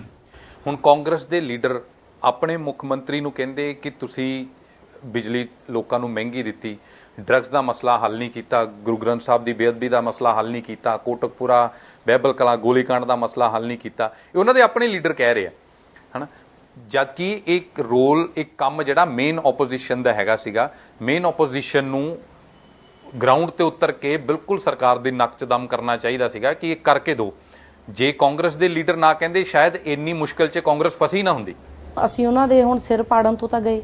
ਅਸੀਂ ਜੋ ਕਹਿ ਸਕਦੇ ਹਾਂ ਕਹਿੰਦੇ ਆ ਕਿ ਜਦੋਂ ਸਰਕਾਰ ਹੀ ਇਹ ਕਹਿ ਕੇ ਬਣਾਈ ਸੀ ਕਿ ਮੈਂ ਬੇਅਦਬੀ ਦੇ ਦੋਸ਼ੀਆਂ ਨੂੰ ਨਾ ਲੈ ਕੇ ਸਟੇਜਾਂ ਉੱਤੇ, ਉਹਨਾਂ ਦਾ ਆਪਣਾ ਫਰਜ਼ ਨਹੀਂ ਸੀ ਵੀ ਹੁਣ ਉਹ ਬੇਅਦਬੀ ਦੇ ਦੋਸ਼ੀਆਂ ਨੂੰ ਸਜ਼ਾ ਦਿਵਾਉਣ ਜਦੋਂ ਕਿਸੇ ਗੱਲ ਦਾ ਅਸਰ ਹੀ ਨਾ ਹੋਵੇ, ਜਦੋਂ ਕਿਸੇ ਦੀ ਸੁਣਨੀ ਨਹੀਂ, ਜਦੋਂ ਕੋਈ ਇਹੀ ਕਹਿ ਦੇਣਾ ਵੀ ਅਸੀਂ ਸਾਡਾ ਤੇ ਡਿਕਟੇਟਰਸ਼ਿਪ ਹੈ, ਠੀਕ ਹੈ। ਲੋਕਾਂ ਨੂੰ ਲੱਗਦਾ ਸੀ ਵੀ ਕਿਤੇ ਕੋਈ ਸਿਆਣਾ ਹੈ, ਬਹੁਤ ਅਸੀਂ ਐਜੂਕੇਟਡ ਬੰਦੇ ਨੂੰ ਚੁਣਿਆ, ਪਰ ਨਾਲ ਨਾਲ ਨੀਤ ਵੀ ਤਾਂ ਹੋਣੀ ਚਾਹੀਦੀ ਹੈ ਨਾ, ਨਾਲ ਨਾਲ ਲੋਕਾਂ ਪ੍ਰਤੀ ਪਿਆਰ ਵੀ ਤਾਂ ਹੋਣਾ ਚਾਹੀਦਾ। ਉਹੀ ਜਿਹੜਾ ਚੀਫ ਮਿਨਿਸਟਰ ਆ ਲੋਕਾਂ ਲਈ ਕੰਮ ਕਰ ਸਕਦਾ, ਪਰ ਇਹਨਾਂ ਨੇ ਪੰਜਾਬ ਲਈ ਸੋਚਿਆ ਹੀ ਨਹੀਂ ਕਦੇ। ਇਹਨਾਂ ਨੇ ਹਮੇਸ਼ਾ ਕਾਰਪੋਰੇਟ ਦਾ ਸੋਚਿਆ। ਹੁਣ ਜਿਸ ਤਰ੍ਹਾਂ ਦੇ ਨਾਲ ਕੈਪਟਨ ਅਮਰਿੰਦਰ ਸਿੰਘ ਆਪਣੇ ਤਰ੍ਹਾਂ ਦੇ ਨਾਲ ਇੱਕ ਇਲੈਕਸ਼ਨ ਮੋਡ ਤੇ ਖੜੇ ਨੇ, ਨਵਜੋਤ ਸਿੰਘ ਸਿੱਧੂ ਆਪਣੇ ਤਰ੍ਹਾਂ ਦੇ ਨਾਲ ਇੱਕ ਇਲੈਕਸ਼ਨ ਮੋਡ ਤੇ ਖੜੇ ਨੇ, ਅਕਾਲੀ ਦਲ ਜਿਹੜਾ ਉਹ ਯਾਤਰਾ ਕਰ ਰਿਹਾ, ਸੁਖਬੀਰ ਬਾਦਲ ਹੁਣੀ 100 ਦਿਨਾਂ ਦੀ ਯਾਤਰਾ ਕਰ ਰਿਹਾ, ਆਮ ਆਦਮੀ ਪਾਰਟੀ ਜਿਹੜੀ ਹੈ ਕੁਝ ਲੀਡਰ ਆਪੋ ਆਪਣੇ ਹਲਕਿਆਂ ਦੇ ਵਿੱਚ ਮਿਹਨਤ ਕਰ ਰਹੇ ਨੇ, ਪਰ ਉਸ ਤਰ੍ਹਾਂ ਦੇ ਨਾਲ ਇੱਕ ਸਾਂਝੀ ਫੋਰਸ ਦੀ ਤਰ੍ਹਾਂ ਦੇ ਨਾਲ ਨਹੀਂ ਜਿਹੜਾ ਗਰਾਊਂਡ ਦੇ ਉੱਤੇ ਉਤਰ ਰਹੇ। ਤੁਹਾਨੂੰ ਲੱਗ ਨਹੀਂ ਰਿਹਾ ਕਿ ਇਸ ਚੀਜ਼ ਦੇ ਉੱਤੇ ਕਮੀ ਆ ਰਹੀ ਹੈ,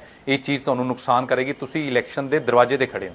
ਅਕਾਲੀ ਕਾਂਗਰਸ ਇੱਕ ਦੂਜੇ ਨਾਲ ਮਿਲ ਕੇ ਮੁੱਦੇ ਚੱਕਦੇ ਆ ਵੀ ਆਹ ਮੁੱਦਾ ਅਸੀਂ ਚੱਕ ਲੈਂਦੇ ਆ, ਤੁਸੀਂ ਚੱਕ ਲਓ, ਇੰਨੇ ਉੱਪਰ ਲੈ ਜਾਓ ਆਹ ਮੁੱਦੇ ਨੂੰ। ਮਤਲਬ ਇਹਨਾਂ ਦੀ ਟੋਟਲੀ ਜਿਹੜੀ ਇੱਕ ਮਿਲ ਕੇ ਸਿਆਸਤ ਚੱਲਦੀ ਹੈ, ਸਾਰਾ ਪੰਜਾਬ ਜਾਣਦਾ। ਇਹ ਇਹਨਾਂ ਦਾ ਇੱਥੋਂ ਤੱਕ ਵਸ ਹੈ ਵੀ ਇੱਕ ਦੂਜੇ ਨੂੰ ਜਿਤਾ ਦਾਂਗੇ, ਆਮ ਆਦਮੀ ਪਾਰਟੀ ਨੂੰ ਜਿੱਤਣ ਦੇਣੀ, ਕਿਉਂਕਿ ਜੇ ਇਹ ਆ ਗਏ ਇਹਨਾਂ ਨੇ ਜਾਣਾ ਨਹੀਂ ਆ। ਇਹਨਾਂ ਦੀ ਸਿਆਸਤ ਸਾਡੇ ਨਾਲ ਰਲੇ ਮੁਲੇ ਨਹੀਂ ਹੋਏ। ਇਹਨਾਂ ਨੇ ਲੋਕ ਸੇਵਾ ਦੀ ਕਰਨੀ ਹੈ। ਇਹਨਾਂ ਨੇ ਕੱਲ ਨੂੰ ਇਹ ਵੀ ਪਤਾ ਇਹਨਾਂ ਨੂੰ ਕਿ ਪ੍ਰਾਈਮ ਮਿਨਿਸਟਰ ਬਣਨ ਵਾਲੇ ਨੇ ਅਰਵਿੰਦ ਕੇਜਰੀਵਾਲ ਬੜੀ ਜਲਦੀ, ਕਿਉਂਕਿ ਮੋਦੀ ਤੋਂ ਲੋਕ ਅੱਕ ਚੁੱਕੇ ਨੇ, ਮੋਦੀ ਦਾ ਅਸਲੀ ਚਿਹਰਾ ਦੇਖ ਲਿਆ।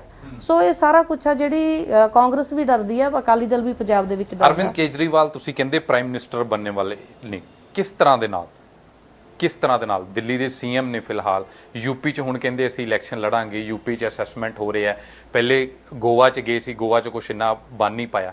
ਫਿਰ ਕਿਵੇਂ ਆਮ ਆਦਮੀ ਪਾਰਟੀ ਇਹ ਫੇਰ ਦੁਬਾਰਾ ਤੇ ਨਹੀਂ ਦਿਨੇ ਜਿਹੜੇ ਡੇ ਡ੍ਰੀਮਿੰਗ ਕਰ ਰਹੀ ਹੈ, ਖਿਆਲੀ ਸੁਪਨੇ ਦੇਖ ਰਹੀ ਹੈ ਕਿ ਸ਼ਾਇਦ ਸੀਐਮ ਤੋਂ ਪੀਐਮ ਹੋ ਜਾਣਗੇ? ਕਿਸ ਤਰ੍ਹਾਂ ਪ੍ਰੈਕਟੀਕਲੀ ਸਮਝਾਓ, ਕਿਸ ਤਰ੍ਹਾਂ? ਦੇਖੋ, ਹਰ ਇੱਕ ਚੀਜ਼ ਦੀ ਇੱਕ ਸ਼ੁਰੂਆਤ ਹੁੰਦੀ ਹੈ। ਜੇ ਦਿੱਲੀ ਦੇ ਵਿੱਚ 67 ਸੀਟਾਂ ਨਾਲ ਜਾ ਕੇ ਕਾਂਗਰਸ ਨੂੰ ਜ਼ੀਰੋ ਕਰ ਸਕਦੇ ਆ, ਉਹ ਵੀ ਰਾਜਧਾਨੀ ਦੇ ਵਿੱਚ, ਤਾਂ ਸਾਰੇ ਦੇਸ਼ 'ਚ ਵੀ ਹੋ ਸਕਦਾ। ਸ਼ੁਰੂਆਤ ਹੁੰਦੀ ਹੈ ਕਿਸੇ ਇੱਕ ਜਗ੍ਹਾ ਤੋਂ। ਐਮਪੀ ਦੀਆਂ 300 ਸੀਟਾਂ ਨੇ ਬੀਜੇਪੀ ਕੋ ਇਸ ਸਮੇਂ, ਉਹ ਕਿਸ ਤਰ੍ਹਾਂ ਪੂਰੀਆਂ ਕਰੋਗੇ? ਦੇਖੋ, ਜਦੋਂ ਲੋਕ ਤੁਹਾਡੇ ਹੀ ਕੋਲ ਇੱਕ ਐਮਪੀ ਹੈ ਪੂਰੇ ਦੇਸ਼ 'ਚ ਅੱਜ ਦੇ ਸਮੇਂ, ਇਹ ਕਿਸ ਤਰ੍ਹਾਂ ਪੂਰੀਆਂ ਕਰੋਗੇ? ਬਾਕੀ 299 ਕਿੱਥੋਂ ਲੈ ਕੇ ਆਉਣੇ ਆ ਫਿਲਹਾਲ?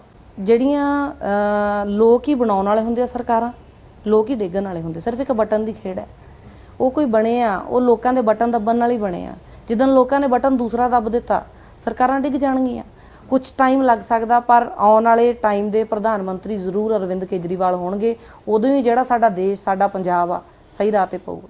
ਇਹ ਕਿਤੇ ਇਸ ਲਈ ਤੇ ਨਹੀਂ ਤੁਸੀਂ ਕਹਿ ਰਹੇ ਕਿ ਪੰਜਾਬ ਦੇ ਵਿੱਚ ਫਿਰ ਇਹ ਮੈਸੇਜ ਨਾ ਚੱਲ ਜੇ ਕਿ ਪੰਜਾਬ ਦੇ ਵਿੱਚ ਸੀਐਮ ਫੇਸ ਦੀ ਲੜਾਈ ਹੈ, ਪੰਜਾਬ ਦੇ ਵਿੱਚ ਫਿਰ ਉਹ ਨੈਰੇਟਿਵ ਚੱਲ ਜੇ ਕਿ ਕਿਤੇ ਅਰਵਿੰਦ ਕੇਜਰੀਵਾਲ ਤਾਂ ਨਹੀਂ ਪੰਜਾਬ ਦੇ ਸੀਐਮ ਬਣਨਾ ਚਾਹੁੰਦੇ? ਪਹਿਲੇ ਗੱਲ ਉਡਾ ਦਿਓ ਕਿ ਅਰਵਿੰਦ ਕੇਜਰੀਵਾਲ ਤੇ ਪੀਐਮ ਚੇਅਰ ਵੱਲ ਦੇਖ ਰਹੇ, ਸੀਐਮ ਚੇਅਰ ਵੱਲ ਨਹੀਂ ਦੇਖ ਰਹੇ। ਨਹੀਂ, ਇਦਾਂ ਦੀ ਕੋਈ ਗੱਲ ਨਹੀਂ। ਮੈਂ ਤੇ ਬੜਾ ਸੁਤੇ ਨੈਚੁਰਲੀ ਕਿਹਾ ਇਹ ਚੀਜ਼, ਨਾ ਹੀ ਉਹ ਕਲੀਅਰ ਕਰਕੇ ਗਏ ਨੇ। ਉਹਨਾਂ ਦੀ ਕੋਈ ਇੰਟਰਸਟ ਨਹੀਂ ਹੈ ਇਸ ਚੀਜ਼ ਦੇ ਵਿੱਚ। ਆਲਰੇਡੀ ਸੀਐਮ ਹੈਗੇ ਨੇ ਦਿੱਲੀ ਦੇ, ਤੇ ਪੰਜਾਬ ਦਾ ਹੀ ਨਾਗਰਿਕ ਪੰਜਾਬ ਦੇ ਵਿੱਚ ਹੋਊਗਾ ਜੀ। ਤੁਸੀਂ ਖਰੜ ਹਲਕੇ ਦੇ ਵਿੱਚ ਐਕਟਿਵ ਹੈਗੇ ਹੋ। ਖਰੜ ਦੇ ਵਿੱਚੋਂ ਕੰਵਰ ਸੰਧੂ ਪਹਿਲਾਂ ਐਮਐਲਏ ਬਣੇ ਸੀਗੇ। ਕੰਵਰ ਸੰਧੂ ਬਹੁਤ ਸਮੇਂ ਤੋਂ ਆਪਣੇ ਹਲਕੇ ਦੇ ਵਿੱਚ ਐਕਟਿਵ ਨਹੀਂ ਰਹੇ। ਕੀ ਉਸ ਚੀਜ਼ ਦੀ ਨਾਰਾਜ਼ਗੀ ਲੋਕਾਂ ਦੀ ਅਨਮੋਲ ਗਗਨ ਮਾਨ ਨੂੰ ਫੇਸ ਕਰਨੀ ਪੈ ਰਹੀ ਹੈ ਕਿ ਅਸੀਂ ਪਹਿਲਾਂ ਆਮ ਆਦਮੀ ਪਾਰਟੀ ਦਾ ਇੱਕ ਚੁਣ ਕੇ ਵਿਅਕਤੀ ਅਸੈਂਬਲੀ 'ਚ ਭੇਜਿਆ ਸੀ ਔਰ ਸਾਡੇ ਕੋਲ ਆਇਆ ਨਹੀਂ? ਉਹਦੇ ਰੀਜ਼ਨ ਕੋਈ ਵੀ ਹੋ ਸਕਦੇ। ਕੀ ਇਹ ਨਾਰਾਜ਼ਗੀ ਚੱਲ ਰਹੀ ਹੋ ਲੋਕਾਂ ਦੀ? ਨਹੀਂ, ਲੋਕਾਂ ਨੂੰ ਉਹਨਾਂ ਨਾਲ ਨਾਰਾਜ਼ਗੀ ਹੈਗੀ ਸੀ, ਬਟ ਮੇਰੇ ਨਾਲ ਨਾਰਾਜ਼ਗੀ ਕੋਈ ਨਹੀਂ ਹੈ। ਉਹ ਉਹਨਾਂ ਦੀ ਗੱਲ ਕਰ ਲੈਂਦੇ ਆ, ਤੇ ਲੋਕਾਂ ਦੇ ਦਿਲਾਂ 'ਚ ਪਹਿਲਾਂ ਵੀ ਮੈਂ ਥਾਂ ਬਣਾਈ ਹੋਈ ਸੀ, ਤੇ ਹੁਣ ਵੀ ਲੋਕ ਪਸੰਦ ਕਰਦੇ ਆ। ਤੁਹਾਨੂੰ ਲੱਗਦਾ ਕਿ ਟਿਕਟਾਂ ਅਨਾਉਂਸ ਕਰ ਦੇਣੀਆਂ ਚਾਹੀਦੀਆਂ? ਜਦੋਂ ਅਕਾਲੀ ਦਲ ਦੇ ਲਗਾਤਾਰ ਟਿਕਟਾਂ ਅਨਾਉਂਸ ਕਰਦਾ ਜਾ ਰਿਹਾ, ਸਮਾਂ ਤੁਹਾਡੇ ਕੋਲ ਘੱਟ ਹੈਗਾ, ਤੁਹਾਨੂੰ ਲੱਗਦਾ ਕਿ ਪਾਰਟੀ ਨੂੰ ਅਨਾਉਂਸ ਕਰ ਦੇਣੀ ਚਾਹੀਦੀ ਹੈ? ਕਿਉਂਕਿ ਜਿਹਨੇ ਇਲੈਕਸ਼ਨ ਲੜਨੀ ਉਹਨੂੰ ਵੀ ਪਤਾ ਹੁੰਦਾ ਮੈਂ ਇਲੈਕਸ਼ਨ ਲੜਨੀ ਹੈ, ਜਿਹਨੇ ਲੱਤਾਂ ਖਿੱਚਣੀਆਂ ਉਹਨੂੰ ਵੀ ਪਤਾ ਹੁੰਦਾ ਮੈਂ ਹੁਣ ਲੱਤਾਂ ਹੀ ਖਿੱਚਣੀਆਂ ਬੈਠ ਕੇ। ਤੁਹਾਨੂੰ ਲੱਗਦਾ ਲੇਟ ਹੋ ਰਿਹਾ ਇਸ ਚੀਜ਼ 'ਚ? ਪਾਰਟੀ ਪਹਿਲਾਂ ਸਾਰੇ ਹਲਕਿਆਂ ਦੇ ਵਿੱਚ ਜ਼ਿੰਮੇਵਾਰ ਲੋਕਾਂ ਨੂੰ ਲਾਉਂਦੀ ਹੈ ਵੀ ਕੰਮ ਕਰੋ, ਕੰਮ ਕਰਕੇ ਉਹਨਾਂ ਦੀ ਐਕਟੀਵਿਟੀਜ਼ ਦੇਖਦੀ ਹੈ। ਮੇਰੇ ਖਿਆਲ 'ਚ ਸਹੀ ਹੈ। ਐਕਟੀਵਿਟੀਜ਼ ਦੇਖਣਾ, ਕਿੰਨਾ ਲੋਕਾਂ ਦੀ ਜ਼ਿੰਮੇਵਾਰੀ ਚੱਕ ਸਕਦੇ ਆ, ਲੋਕ ਕਿੰਨਾ ਐਕਸੈਪਟ ਕਰਦੇ ਆ। ਠੀਕ ਹੈ, ਸਟੈਪ ਟਿਕਟ ਤੇ ਆਖਰਕਾਰ ਅਨਾਉਂਸ ਹੋਣੀ ਹੁੰਦੀ ਹੈ, ਉਹਦੇ 'ਚ ਇੰਨੀ ਕਾਹਲੀ ਨਹੀਂ ਕਰਨੀ ਚਾਹੀਦੀ ਮੈਨੂੰ ਲੱਗਦਾ। ਖਰੜ ਹਲਕੇ ਦੇ ਲਈ, ਆਪਣੇ ਹਲਕੇ ਦੇ ਲਈ ਅਨਮੋਲ ਗਗਨ ਮਾਨ ਦਾ ਵਿਜ਼ਨ ਕੀ ਹੈ? ਖਰੜ ਹਲਕਾ ਬਹੁਤ ਆਬਾਦੀ ਵਾਲਾ ਤੇ ਪੰਜਾਬ ਦੇ ਸਭ ਤੋਂ ਵੱਡੇ ਹਲਕਿਆਂ 'ਚੋਂ ਇੱਕ ਹੈ, ਜਿੱਥੇ ਪੰਜਾਬ ਦੇ ਵਿੱਚੋਂ ਖਰੜ ਹਲਕੇ ਦੇ ਲੋਕ ਸਭ ਤੋਂ ਵੱਧ ਟੈਕਸ ਦਿੰਦੇ ਆ। ਇੱਥੇ ਬੱਸ ਸਟੈਂਡ ਹੈ ਨਹੀਂ, ਇੱਥੇ ਗਲੀਆਂ ਨਾਲੀਆਂ ਪਾਣੀ, ਇੱਥੋਂ ਲੋਕ ਉੱਪਰ ਨਹੀਂ ਉੱਠੇ। ਪਿੰਡਾਂ 'ਚ ਬੱਸਾਂ ਨਹੀਂ ਜਾਂਦੀਆਂ, ਤੇ ਪਿੰਡਾਂ ਦੇ ਲੋਕ ਪਿੰਡਾਂ ਦਾ ਕੰਮ ਆਪੇ ਹੀ ਪੈਸੇ ਇਕੱਠੇ ਕਰਕੇ ਕਰਵਾ ਰਹੇ ਆ। ਲੋਕਾਂ ਕੋਲ ਹਲੇ ਪੀਣ ਵਾਲਾ ਪਾਣੀ ਨਹੀਂ। ਸਾਨੂੰ 70 ਸਾਲ ਹੋ ਗਏ ਆਜ਼ਾਦੀ ਨਿਕਲੇ, ਤੇ ਹਲੇ ਅਸੀਂ ਮੁੱਢਲੀਆਂ ਸਹੂਲਤਾਵਾਂ ਤੋਂ ਹੀ ਵਾਂਝੇ ਆ। ਇੱਥੇ ਰੁਜ਼ਗਾਰ ਬਹੁਤ ਵਧੀਆ ਤਰੀਕੇ ਨਾਲ, ਇੱਥੇ ਹੁਣ ਬਿਲਡਿੰਗਸ ਦਾ ਕੰਮ ਬਹੁਤ ਜ਼ਿਆਦਾ ਚੱਲ ਰਿਹਾ। ਸੋ ਉਹਨੂੰ ਤਰੀਕੇ ਨਾਲ ਸਾਰਾ ਕੁਝ ਪਲਾਨ ਕਰਕੇ ਪਹਿਲਾਂ ਲੋਕਾਂ ਦੀਆਂ ਜਿਹੜੀਆਂ ਬੇਸਿਕ ਨੀਡਸ ਨੇ ਉਹ ਦੇਣੀਆਂ ਬਹੁਤ ਜ਼ਰੂਰੀ ਨੇ। ਪਹਿਲਾਂ ਬੇਸਿਕ ਸਹੂਲਤਾਵਾਂ ਤੋਂ, ਸਫਾਈ ਤੋਂ, ਜਿਹੜੀਆਂ ਸ਼ਹਿਰ ਸਾਫ਼ ਕਰਨਾ, ਘਰ ਸਾਫ਼ ਹੋਊਗਾ ਤਾਂ ਹੀ ਬੈਠਾਂਗੇ, ਪੀਣ ਵਾਲਾ ਪਾਣੀ ਹੋਊਗਾ ਤਾਂ ਹੀ ਬੈਠਾਂਗੇ। ਪਹਿਲਾਂ ਤਾਂ ਜਿਹੜੀਆਂ ਲੋਕਾਂ ਦੀਆਂ ਮੁੱਢਲੀਆਂ ਸਹੂਲਤਾਵਾਂ ਨੇ ਉਹਨਾਂ ਨੂੰ ਸਹੀ ਕਰਨਾ ਜ਼ਰੂਰੀ ਹੈ। ਫਿਰ ਜਿਵੇਂ ਜਿਵੇਂ ਲੋਕ ਕਹਿਣਗੇ ਤੇ ਜਿਵੇਂ ਜਿਵੇਂ ਅਸੀਂ ਉਹਨਾਂ ਨੂੰ ਪੁੱਛਗਿੱਛ ਕਰਕੇ ਤੇ ਸ਼ਹਿਰ ਦੇ ਵਿੱਚ ਆਪਾਂ ਪ੍ਰੋਜੈਕਟ ਲੈ ਕੇ ਆਵਾਂਗੇ। ਬਹੁਤ ਧੰਨਵਾਦ ਅਨਮੋਲ ਜੀ ਗੱਲਬਾਤ ਕਰਨ ਲਈ। ਸੋ ਇਹ ਸਨ ਅਨਮੋਲ ਗਗਨ ਮਾਨ। ਟਿਕਟ ਨੂੰ ਲੈ ਕੇ, ਪਾਰਟੀ ਦੇ ਇੰਟਰਨਲ ਕਨਫਲਿਕਟ ਨੂੰ ਲੈ ਕੇ, ਪਾਰਟੀ ਦੀ ਪਾਲਿਸੀ ਨੂੰ ਲੈ ਕੇ, ਇਲੈਕਸ਼ਨ ਦੀ ਤਿਆਰੀ ਨੂੰ ਲੈ ਕੇ ਅਸੀਂ ਵੱਖ-ਵੱਖ ਮੁੱਦਿਆਂ ਤੇ ਉਹਨਾਂ ਨੂੰ ਸਵਾਲ ਕਰਨ ਦੀ ਕੋਸ਼ਿਸ਼ ਕੀਤੀ। ਹਾਲਾਂਕਿ ਬਹੁਤ ਸਾਰਿਆਂ ਦੇ ਜਵਾਬ ਉਹਨਾਂ ਨੇ ਸਪਸ਼ਟ ਦਿੱਤੇ, ਬਹੁਤ ਸਾਰਿਆਂ ਦੇ ਜਵਾਬ ਉਹਨਾਂ ਨੇ ਲੈਫਟ ਰਾਈਟ ਕਰਨ ਦੀ ਕੋਸ਼ਿਸ਼ ਵੀ ਕੀਤੀ, ਪਰ ਇਹਦੀ ਅਸੈਸਮੈਂਟ ਲੋਕ ਖੁਦ ਕਰਨਗੇ ਕਿ ਪਾਰਟੀ ਕਿਸ ਦਿਸ਼ਾ ਵੱਲ ਵੱਧ ਰਹੀ ਹੈ ਜਦੋਂ ਅੱਗੇ 6 ਮਹੀਨੇ ਤੇ ਇਲੈਕਸ਼ਨ ਪਏ ਨੇ। ਦੇਸ਼ ਦੁਨੀਆ ਦੀ ਬਾਕੀ ਖਬਰਾਂ ਦੇ ਲਈ ਬਨੇ ਰਹੋ ਦੈਨਿਕ ਸਵੇਰਾ ਦੇ ਨਾਲ। ਫਿਲਹਾਲ ਕੈਮਰਾਮੈਨ ਗੁਲਸ਼ਨ ਦੇ ਨਾਲ ਪੰਮਿਲ ਪਾਟਿਆ, ਦੈਨਿਕ ਸਵੇਰਾ, ਚੰਡੀਗੜ੍ਹ।